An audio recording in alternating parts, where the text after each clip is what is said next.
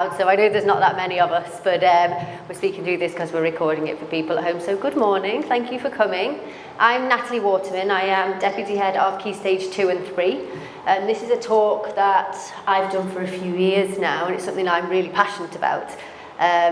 Even more so since becoming a parent myself, and how difficult certain aspects of this is. So I will run through it, and then afterwards, if there's any questions, please just feel free to ask those. And there's also been questions that have been submitted prior to today. I've tried to include those in as we go along as well. So if you have submitted something, hopefully we'll have answered it before the end. But if not, please feel free to jump in. So this is my clicker. There we go. So we're going to start with our nutrition and how it affects children's physical and their mental development. So we know what nutrition is, don't we? It's different based on culture, preferences. There isn't a one-size-fits-all, and that is very true for everything we're going to talk about today. A lot of the things that I'm going to talk about are guidelines, but they are not going to be, this is set in stone, this is what we should be doing. So this is based on research. So from ages of 5 to 12, it's when children's ideas about food are the most important, and that's when you solidify, and when we all solidified our feelings on food, what we like, what we don't like, what sort of food, and really how sort of explorative, I think is the word I'm looking for there, about what foods and how much different types of food that we like to try. And variety there is the key, really. We are very lucky in our setting in an international. I think part of it is almost done for us. So I know when children are coming in and having their packed lunches, they can see all their friends having different types of food. When we go out to different restaurants, there's so much more variety. I know myself, when I think back to when I was teaching in the UK, it was very, very samey. I think it's safe to say, of what the children were all having. You'd have, your sandwich, your apple, and not much else here. My son is 5 years old, and he wants to try sushi because his friend's eating sushi. He's not a fan of the fish, but we'll roll it, with the cucumber, and just having those experiences there in front of it and seeing the friends do that is really nice, and it's a really nice thing that we can monopolise on as parents as well. I feel really loud with this. Did it go any quieter? No. Thank you. So a diet lacking with basics when the children are really young can have huge impact when they get older. So that's why this is so important as parents. So it can lead to a lack of brain development, lack of immunity, lack of skeletal development. So it's just about having, and again, it's that variety that we keep coming back to. And as I go through this, I will keep saying there is no right, there is no wrong, there is no one thing to do, but just having that awareness as parents of how we can support that. So food is broken into two different food groups. We've got our macronutrients, which is our main meals, if you like. So you've got your carbohydrates, your fats and your proteins, and your micronutrients, which are your vitamins, your minerals. And the one that we don't think about automatically is we call them phytochemicals, which are things like your garlic and your spices, really, which do have nutritional benefits as well. They're not essential, but it's just I thought it was worth putting there. Excuse me. So carbohydrates, they're going to be your main source of energy. So they will differ again, like we talked about, based on culture and taste as well. So it could be, from chapatis, potatoes, rice, pasta, bread. So it's always better to choose the high fibre options. And 3 to 6 portions a day, ideally. A portion, we're talking 1 slice of bread or 2 small potatoes. So it's quite a lot when you think about that during the day. And we'll come back to portion size a little bit later as well. So your proteins, they are for growth and development of the body. So they will support muscle and tissue repair, support growth. It's a source of calcium for bone and teeth development. And vitamin D, which amazingly we have a huge deficit for here in Dubai with all that sunshine.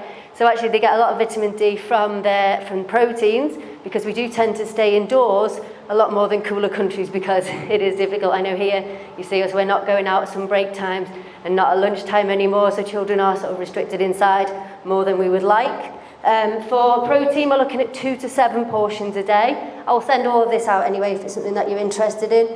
And they will get this from the dairy, they'll get it from fish, eggs, meat, and also the beans and legumes and that sort of thing as well. And fruits and vegetables. We all know the importance of fruits and vegetables. That's your vitamins, that's your minerals, is what we get that from. Also the roughage, so it's a really good source of fibre as well, which sometimes we can forget. So that salad side of things is a really good source of fibre.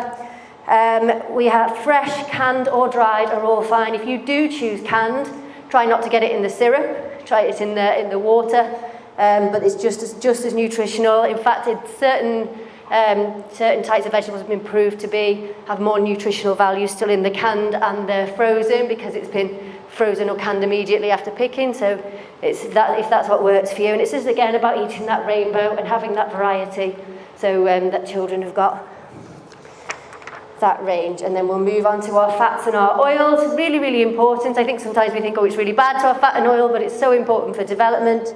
But children and ourselves can get all your fats and oils from the other food groups, mainly the protein, but from the other food groups as well, you will get that. So there isn't a desperate need to say, oh, well, I haven't had enough fat today, so I'm just going to have this biscuit or whatever it might be. Okay, so when we move on to drinks and snacks, children will need snacks throughout the day, but this is a huge difference, in vast difference in what snacks they'll need and how often they'll need it. It depends on activity level, age, metabolic rates. There's so much different in that. So you know your children, if they're hungry, if they've got some days, you might find that they're eating more than others, depending on what they're doing. And you think about activity level as being, it could be ECAs they're doing on the pitch, but it also might be that they've had a day where they've learnt a lot of new as well, and that uses a lot of energy. So that again is something that will depend. And I've put these two types of snacks here as well. I think we can all say we've got our good snacks and our bad snacks, but I do want to come back to that a little bit in a moment after we've talked about it. So we talk about portion control. Now, this for me, I think, was very, very interesting when I'm trying to give my children their meal, because I take them up a slightly smaller meal than we'd have and expect them to want to eat all of that. And when we think, say, protein is the palm of your hand, is how much protein you would have in one portion. And when you think about young children, that's actually quite a tiny amount when I have to rethink about that when I put in what's on the plate. Fruit and vegetables, what you can cup in your hand. Cheese, a matchbox size. Treats, just a small amount. And I have put treats there because we do eat for pleasure as well as nutritional value. And I think it's really important to remember that. And any spreads, so that would be your peanut butter, butters, anything like that as well, would be slightly smaller. So this is just an example of food labels that we see all the time, and it's just being aware of that.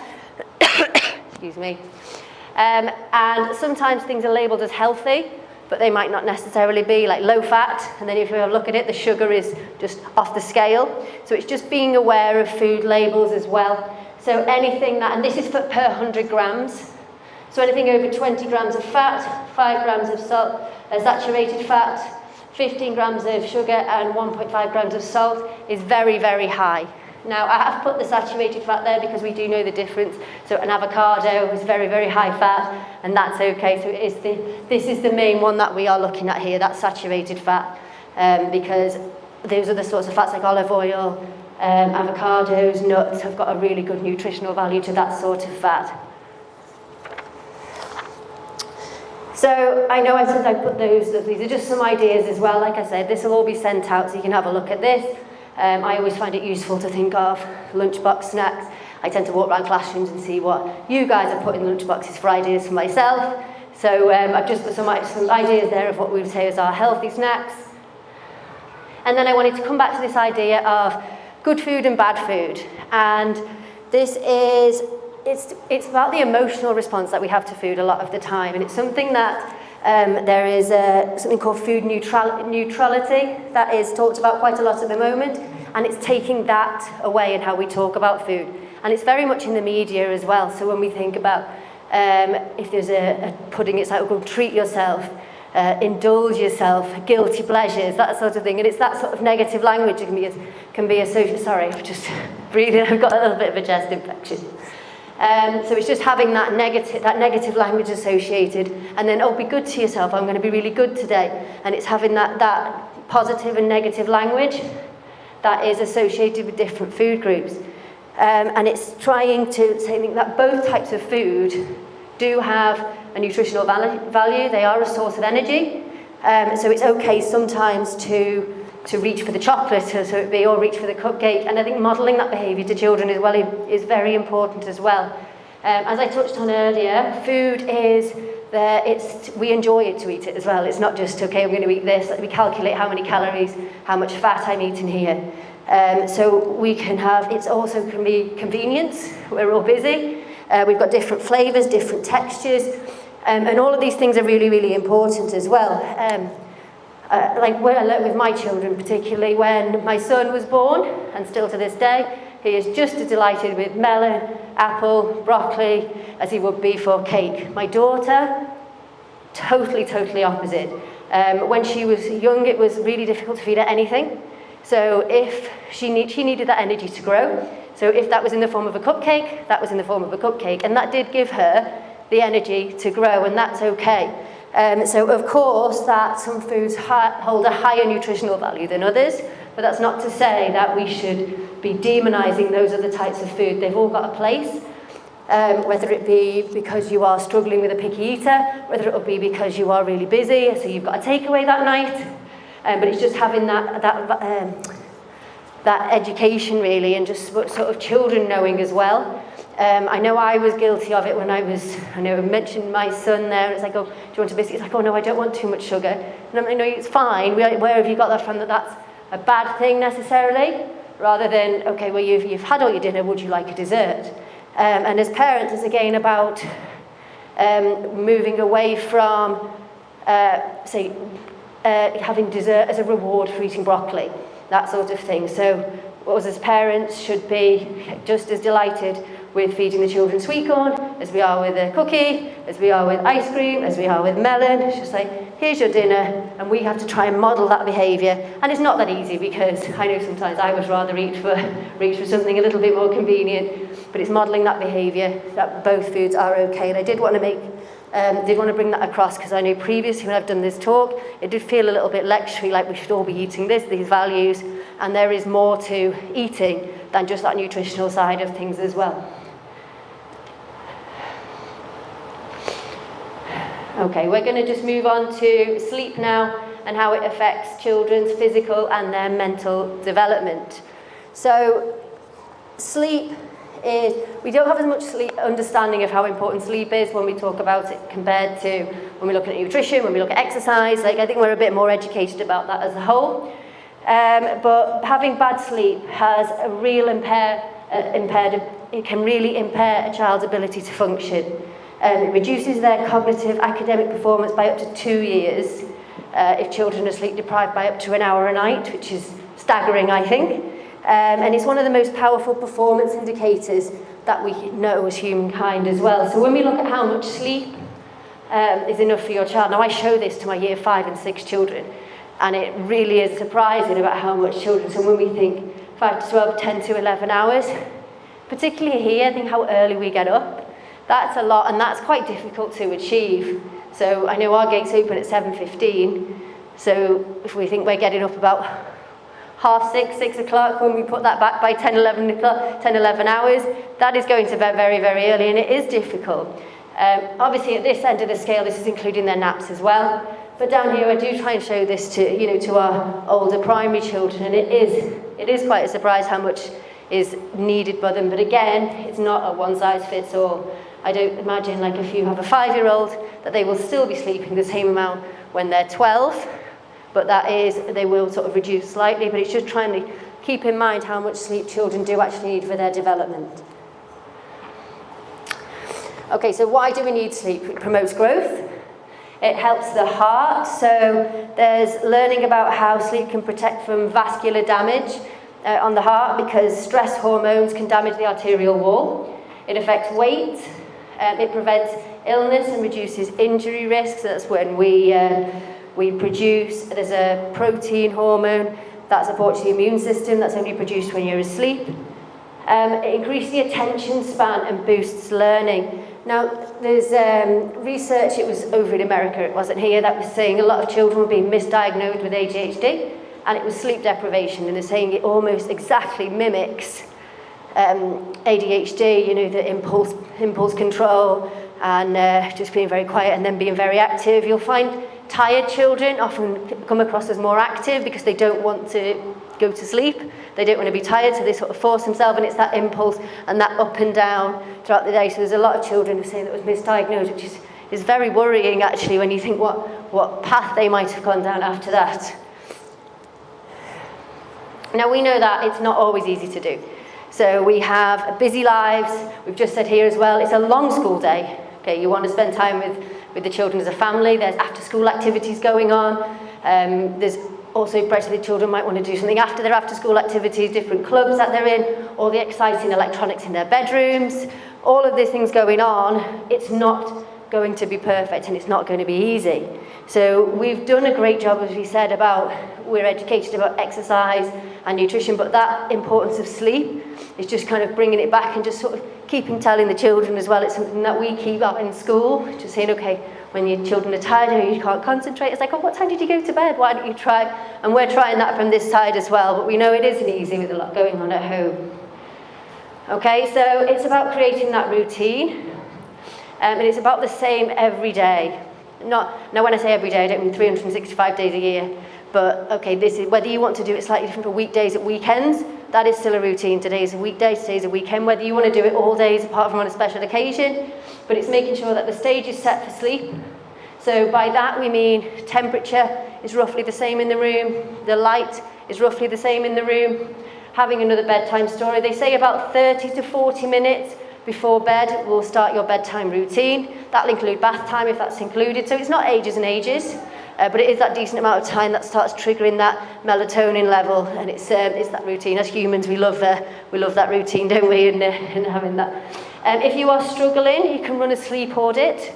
So you might just want to. It sounds very militant almost in a way, but it's about looking at how much sleep the children are having. Just write down what we did there before bed. There is a study, and again I'm referring back to the screen time, that if a child is, or an adult actually, this is as well, so I'm just basing this on children, but if we look at screens within 2 hours of going to sleep, it can reduce your melatonin levels by 22%, which is huge. And I know I'm guilty for that. I sometimes try and think, okay, stop looking at the phone. And it's so easy for us. I mean, I sleep with it next to my bed and I'll be looking at messages and you think, it's that light that we've all heard of, that blue light as well.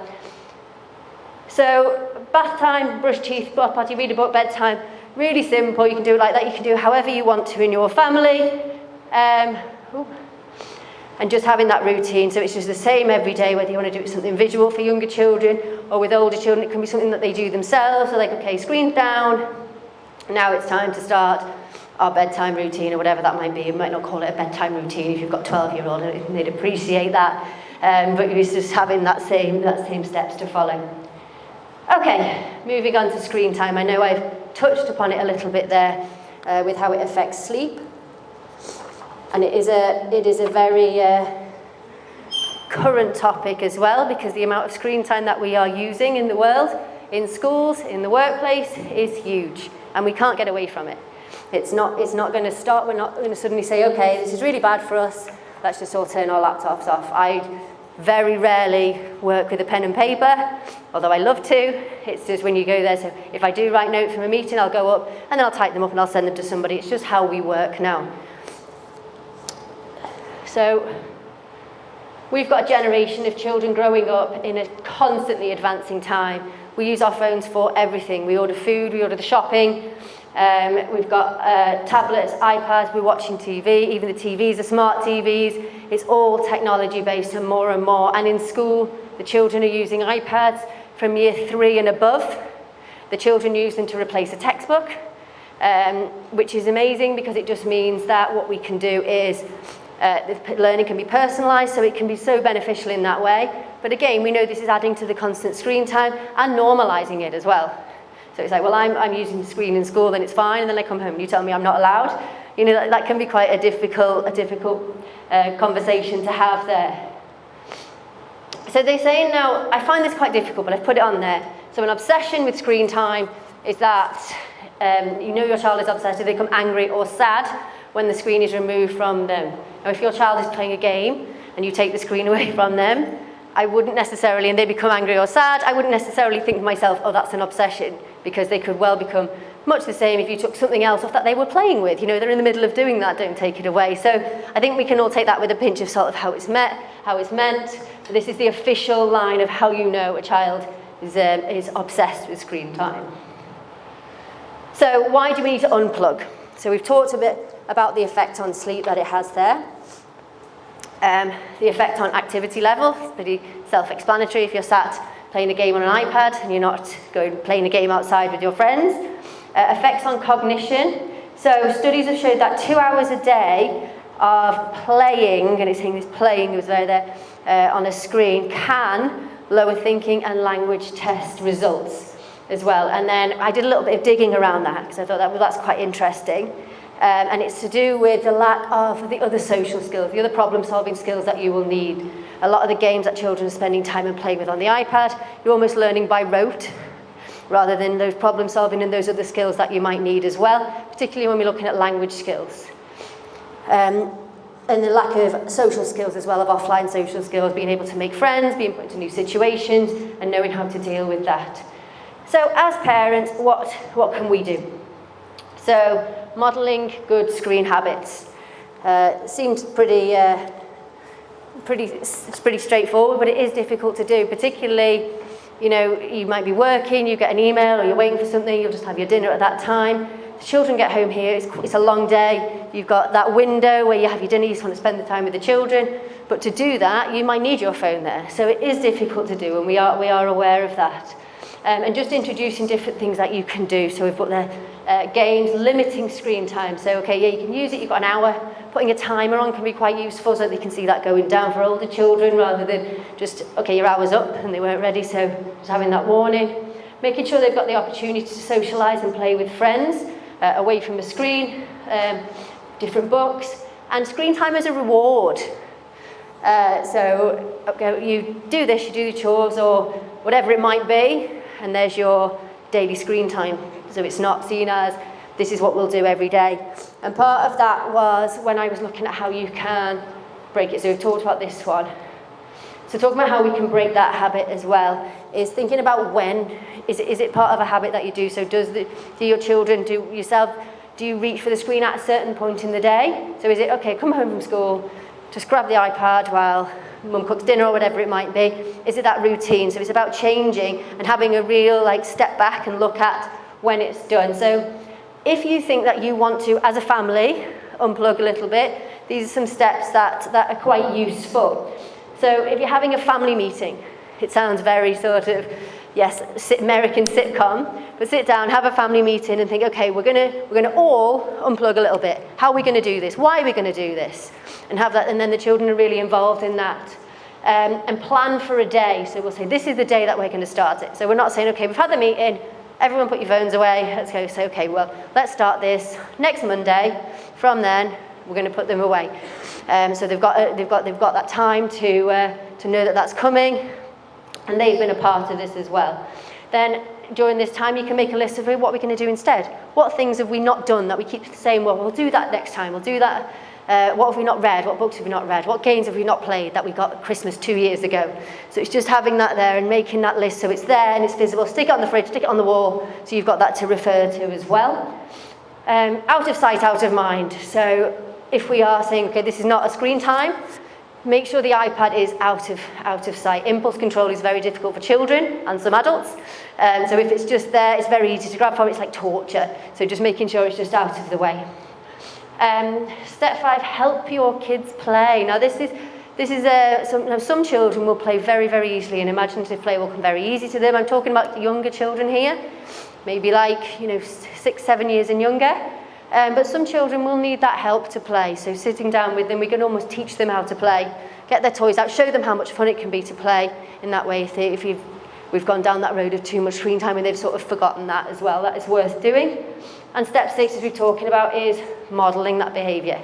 So we can't say, okay, well, no one's allowed on their phone, and then you're sitting there scrolling. Now, it's also very different. There's different rules for adults, different rules for children, and children need to know that as well. So it can simply be, okay, this is not iPad time, this is not screen time. Like mummy, daddy, whoever's got a phone here, If it rings or beeps, or in 10 minutes I'm going to check for an email I'm waiting for, or I'm going to send that order. But making it clear that you're not just, sitting and scrolling and modelling that behaviour and saying, I am doing it for this reason, because that is the world we live in. We don't have the luxury of, putting their phone away. I don't think Mr. Williams would be very pleased if I just put my phone away when I got in and didn't check it the next morning. It's not the world we live in. But I'm absolutely fine to say, okay, that phone's going down. I will check it in half an hour. I will check it again in half an hour, and just have that sort of routine and be very open about that. And we talked briefly before on the alternative routines that we can have to stay unplugged. So it's looking at when do children reach for those iPads, for those devices. Is it when you come in from school? Is it straight after dinner?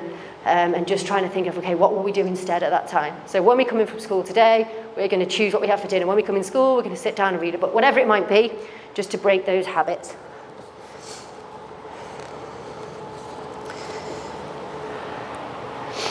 Okay, and then how much is too much? This was one of the questions that came up as well. So toddlers really should be focused on playing and physical play. Children need to be physically playing because that's how they develop their motor skills, they develop their sight. There's so much physical development that comes from moving around, touching, looking, seeing, all that problem solving. So really, with young children, but very little, minimal, if possible, not at all. Ages 2 to 5, and again, I'm going back to there is not one size fits all. A 2-year-old and a 5-year-old are very, very different. But it shouldn't exceed one hour per day, and it should be something that is done with the children, okay? This is not we have to do an hour a day of screen time. That's not at all the case. But if there's something that you want to do, something you're doing with the children at that time, and try and keep it to something that's educational, that's useful, or even if you're watching something, you can discuss it, what's going on here. It's not just like, okay, well, we have to go on this maths game, we have to go on this phonics game. It can just be a game that you can talk about and have that as a conversation starter as well. Ages 6 or older, so it's trying to place consistent limits, and it's that key word there about being consistent. So if you have agreed, okay, we'll have 1 hour, 2 hours of screen time at the week, whatever it might be, it's about sticking to that so the children know, although there might be a little bit of pushback at first, they will sort of get used to those routines and those rules as well. And in making sure that it doesn't take the place of adequate sleep and physical activity. Now, it's saying here, spent time using the screen time of non-educational, because in school, in work, we know that the children will be on screens. It's just about what we try and do here at school, in particular, is although the work I said, like from year 3 and above, we use it as almost a textbook. It's great because it means that the teacher can personalise the learning, they can send it on OneNote, you guys can look at what they're learning as well.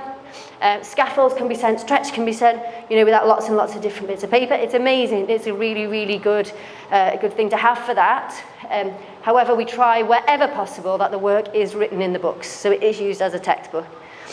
So the children will do, although they'll be looking at it there, they'll do their maths, their English, whatever it might be, in their school books, so we're not taking away that skill. The only time, I would say, where that's not the case is if it's something that is going to take more time from their learning. So one I use for that is time. So, okay, I'm not going to ask you to draw a clock in your book and put this time on. If you can just do a quick line on there, because the teacher can see your OneNote and see your book as well. But so we've said here about non-educational because the children will be using it in school. So what I don't want is to go home and say, okay, well, you've been on your iPad today at school, you can't use it at home anymore. So it's about having that, because no doubt you'll come in, but all their friends get to use it at home and they're playing on this game, and you also have that side of things that you want to manage as well. So that's it from me from there. Do we have any questions before we move on? No? Well, thank you very much. I hope it was useful. I know I've rattled through quite quickly there. We will send this out to you. We do have Seema here. So Seema's come in to share it's your family business with us, isn't you? Some ideas on that. Thank you so much, Seema. Thanks, Natalie. Hi everyone, good morning. My name is Seema. I am originally from India, but I was practically born and raised in the UAE. I've seen Dubai grow the way it has.